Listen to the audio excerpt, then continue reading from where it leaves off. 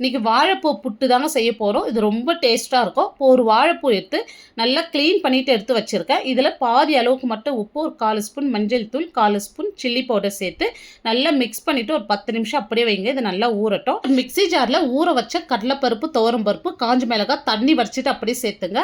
இதில் சோம்பு, பூண்டு, தேவையான அளவு உப்பு சேர்த்துட்டு இந்த அளவுக்கு கொரகொரப்பாக அரைச்சி எடுத்துங்க. ரொம்ப நைஸாக அரைச்சிடாதீங்க. நம்ம அரைச்ச பருப்பு, வாழைப்பூ ரெண்டுமே இட்லி தட்டில் தனித்தனியாக சேர்த்து ஒரு 10 நிமிஷத்துக்கு வேக வச்சு எடுத்துங்க. இப்போ ஒரு பேனில் வந்து எண்ணெய், கடுகு, உளுத்தம் பருப்பு, சீரகம் சேர்த்துட்டு பச்சை மிளகாய், கருவேப்பிலை சேர்த்துருங்க.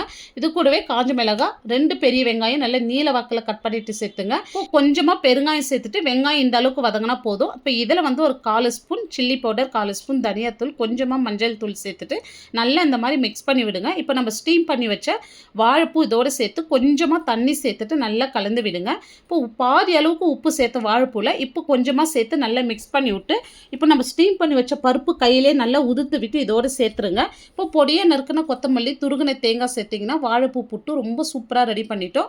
இந்த வீடியோ டீட்டெயிலாக அளவுகளோடு பார்க்கணுன்னா இந்த ப்ளே பட்டனை கிளிக் பண்ணி பாருங்கள். இந்த வீடியோ பிடிச்சிருந்தால் லைக் பண்ணிட்டு சப்ஸ்கிரைப் பண்ணிங்க.